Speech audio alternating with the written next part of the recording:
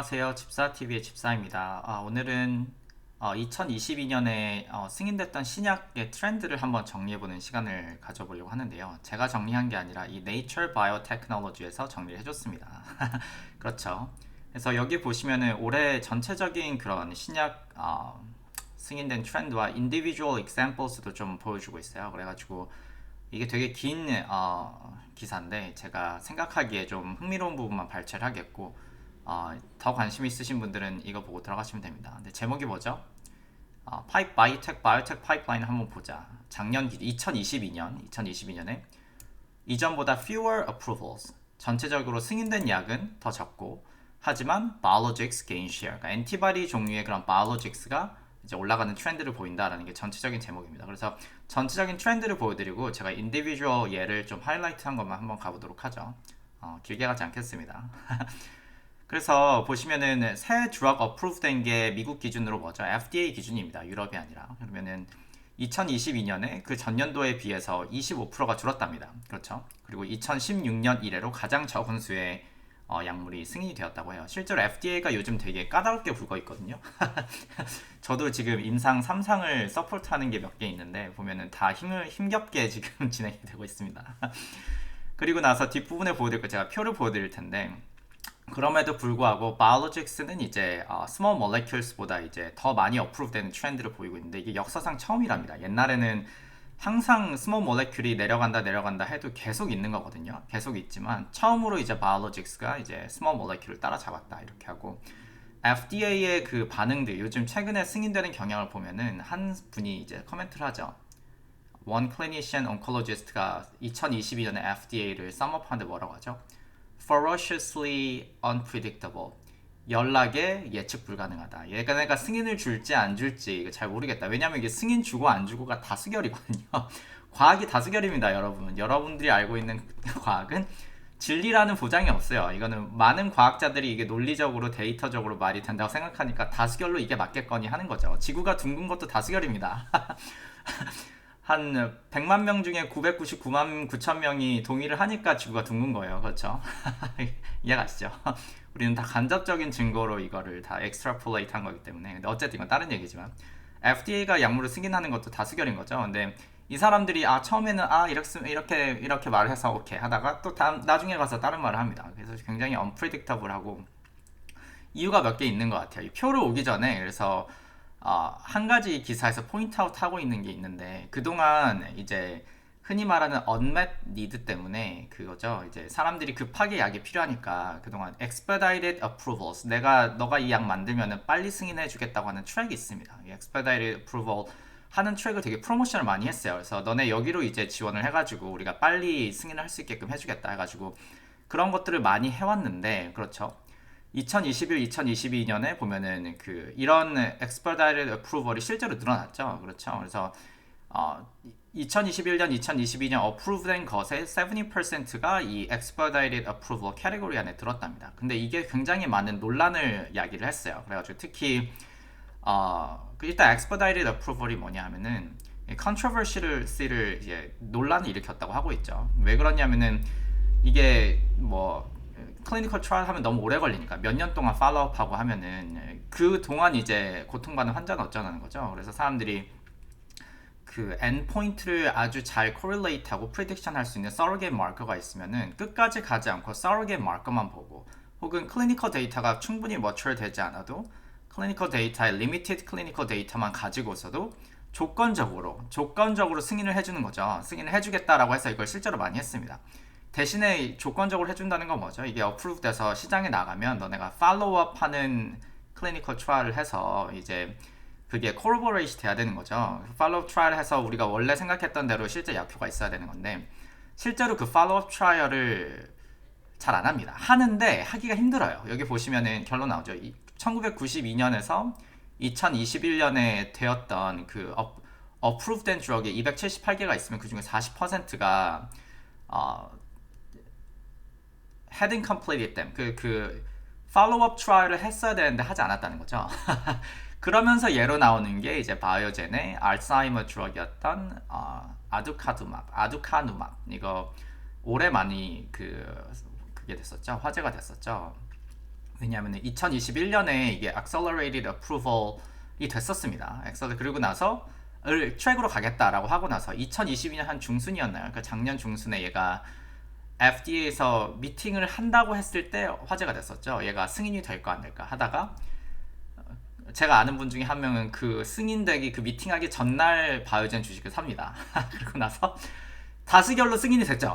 다수결로 승인이 되자 다음날 한 20%인가 30%인가 주식이 팍 올랐어요. 그리고 팝니다. 아, 이 홀짝을 맞추는 능력이 대단한데 저는 무서워서 못하는데 어쨌든 그랬어요. 이게 그리고 나서 얘는 아두카두맘은 이제 논란이 되는 거죠. 이게 정말로 효과가 확실하지 아닌지 사람들의 논쟁이 있는데 승인을 해주니까 그렇죠. 그리고 나서 나오는 말이 이게 예로 들면서 최근까지 FDA가 뭐가 없었죠? 얘가 그 스폰서가 만약에 그 required data를 나중에 만들어야 되는 걸 실패한 경우에 그 스폰서들을 그러니까 제약회사를 퍼니시할 수 있는 그 authority가 없었던 거죠. 능력이 없었다. 그래가지고 또 아까 제가 말씀드린 문제 중에 하나는 이 팔로우업 트라이얼을 하려고 해도 그 환자를 모으기가 쉽지 않아요. 왜냐면은 반반의 확률로 나는 플라시오를 먹을 텐데 이게 클리니컬 트라이얼 팔로우업에 참여를 하더라도 운이 안 좋으면 약효가 없는 그 빈 약을 먹게 되는 거죠. 그러다 보니까 환자들이 잘 안 모입니다. 그래서 여러 가지 문제가 있는 거예요. 그래서 이거에 대한 디베이트가 많으면서 FDA가 이거 약간 그동안 너무 쉽게 클리니컬 트라이얼 많이 승인해 준 게 아닌가 하는 말을 여기서 여러 가지 예와 함께 이제 보여주고 있습니다. 그렇죠. 그래서 FDA가 기본적으로는 앞으로의 트렌드는 이렇게 될 것 같아요. 이제 올해 결과를 보니까 그 Accelerated Approval Submission 자체를 그거를 이제 축소하려는 움직임을 보니까 실제로 제약회사들도 이쪽 라우스로 이제 안 가려고 하는 움직임이 조금씩 있습니다. 이해가시죠? 이게 하나의 트렌드 중에 하나였고 그리고 나서 이제 약물 하나하나씩 가보죠. 이제 아마 약물이 나올 텐데 그리고 나서 FDA가 뭐 이제 그런 트라이얼, 팔로우 트라이얼 실패한 거에 대해서 여러 가지 벌금을 물린다던가 이런 거를 만들겠다라고 하는 공고를 냈습니다. 이게 그 FDA 레귤레터리 측면에서의 하나의 특징 중에 하나였고 전체적으로 가장 큰 특징은 뭐였죠? 올해 작년이죠. 2022년 가장 큰 특징 중에 하나는 바이오로직스가 스몰 몰레큘을 앞섰다라는 게 큰 소식이었다고 합니다. 특히 여기 되게 큰 그룹인데 바이오로직스는 대부분이 엔티바디겠지만 뭐 다른 바이스페시픽 몰레큘 다 포함합니다. 아니면 그런 펩타이드 몰레큘 이런 거 다 포함하는 프로틴 베이스드 약물 전체적으로 바이오로직스라고 했고 스몰 몰레큘스는 그 외의 것들 그렇죠. 여기 보면은 스몰 몰레큘, 뉴 몰레큘러 엔티티스 비교했더니 여기 표가 왔다 갔다 하긴 하는데 이게 그 표입니다. 표를 보시면은 이게 98년부터 2022년 아마 스타인 거는 아직 그때 이거 논문 낼 때 아직 끝나지 않았기 때문이죠. 작년 12월 14일 기준이긴 한데 여기 보시면은 진한 파란색이 스몰 몰레큘과 뉴 몰레큘 엔티티 이제 연한 하늘색이 그 엔티바디를 비롯한 바이오로직스 빨간색이 이게 라인이 퍼센트죠. 그러니까 전체 대비 이제 30 플러스 7 나누기 아니죠 7 나누기 30 플러스 7 괄호치고 이렇게 하면은 이게 19% 이렇게 되는 거죠. 그래서 보시면은 보통 20% 적으면 10% 내외로 이제 바이오로직스였어요. 근데 2000년대 뭐 초반까지는 그러다가 점점 올라가더니 2022년이 넘어서자 이제 거의 40%대까지 갔다가 올해 처음으로 50%가 됐죠. 그래서 어프로브되는 약의 절반이 이제 바이오로직스다라는 게 이 사람들이 생각하는 올해 제 생각이 제일 위에 나오니까 가장 큰 특징 중에 하나입니다. 그래서 한번 가보죠. 이게 너무 왔다 갔다 하긴 하지 표가 위에 있었기 때문에 그러면서 이제 나오는 얘들이 있는데 나오는 얘 중에 하나가 뭐죠? 여기 보시면은 저희가 몇 달 전에 커버했던 킴트랙, 테벤타퍼스비죠. 이게 바이오로직스도 바이오로직스인데 기존에 있던 컨벤셔널한 모노클로널 모노클로널 엔티바디가 아니라 여러 가지 바이스페시픽 몰레큘이나 다른 클래스의 새로운 몰레큘들이 이제 어프로브 되기 시작한다는 걸 말하면서 예로 보여주는 게 여기 바이스페시픽 T-셀 인게이저인데 바이스페시픽 T-셀 인게이저 중에서도 그냥 바이스페시픽스가 아니었죠. 저희가 저번 다른 영상에서 커버했던 거는 한쪽 arm이 TCR이었잖아요. 한쪽 arm이 recombinant TCR이고 반대쪽이 CD3입니다. 그래서 튜머 엔티젠을 디텍션 할 때 그 튜머에서 익스프레션 되는 펩타이드, MHC에 익스프레션 되는 펩타이드를 이제 타겟할 수 있는 첫 번째 약물이었죠. 그래서 그런 식으로 되는 약물을 앞으로 TCR 베이스드인 그런 약물을 앞으로 FUSP이라고 붙인다고 해서 FUSP 이런 약물이 앞으로 더 나올지 한번 보자라고 그때 말씀드렸는데 이게 하나의 예로 나왔고 그거 외에도 그 흔히 말하는 그 좀 클래시컬한 클래스의 그 바이스페시픽스도 올해 2개나 어프로브 됐습니다. 그래서 CD3 바이스페시픽스죠. 한쪽 arm은 이제 튜머를 타겟하고 반대쪽은 CD3를 타겟하는 bispecific antibodi가 이제 2개가 approved 됐는데 여기 표가 있어서 제가 한번 해봤습니다. 여기 보시면은 테벤타포스비 아까 특이한 거였고 머서네투스맵, 테클리스타맵 하나는 이제 아마 CD20, CD3 bispecifics고 테클리스타맵은 이제 BCMA CD3 올해는 또 히마톨로지 인디케이션에서는 BCMA가 원래 되게 라이징 스타였는데 드디어 BCMA 몰레큘들이 어프로브 되기 시작합니다. 여기 보시면 처음으로 BCMA 바이스페시픽스가 됐고 CAR-T도 BCMA CAR-T가 처음으로 어프로브 됐죠 올해. 그래가지고 어쨌든 그 바이스페시픽스가 이제 전체적인 이 첫 번째 칼럼의 그거는 뭐였죠? 전체적으로 바이오로직스의 그 어프로브 되는 경향이 증가하고 있고 전통적인 모노클로널 엔티바디, 다른 쪽 모노클로널 엔티바디들이 있거든요. 뿐만 아니라 T-cell bispecific antibody, 테벤타포스 같은 경우는 TCR로 이제 튜머를 타겟하는 특이한 bispecific 몰레큘까지 이제 어프로브 되기 시작한다.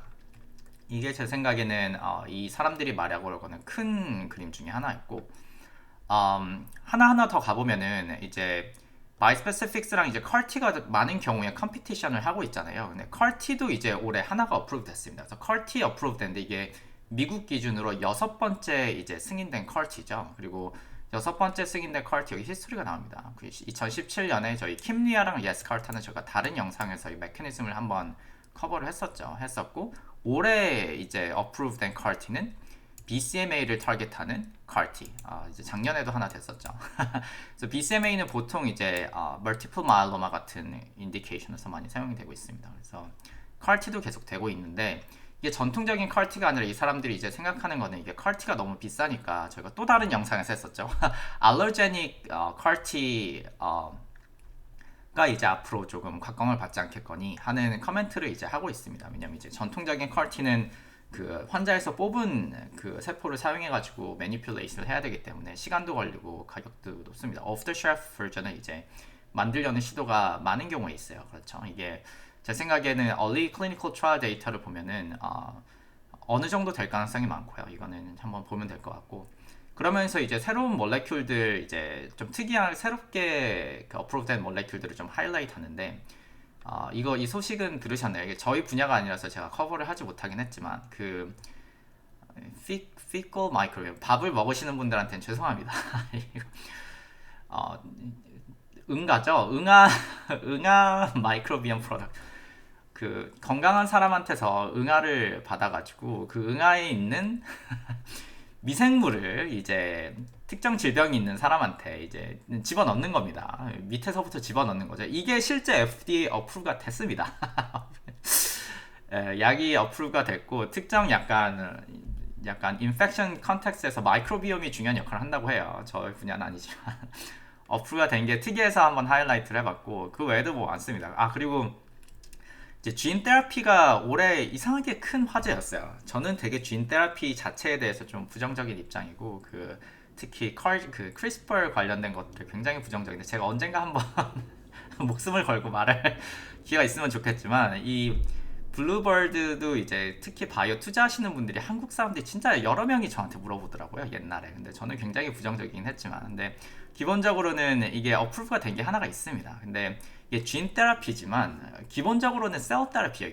이게 진 테라피라고 하기가 되게 애매한 게 우리 몸의 유전자를 약을 넣어서 몸에 있는 상태로 바꾸는 게 아니라 스템셀을 뽑아내가지고 스템셀로 그 스템셀에 있는 쥐만 바꾼 다음에 다시 집어넣는 거거든요. 그리고 이게 아주 특이한 모노제닉 디지즈죠. 대부분의 질병이 모노제닉이 아닌데 이게 유전자 하나로 이제 질병의 뭐라 그러죠? 트래젝토리를 바꿀 수 있는 아주 드문 예입니다.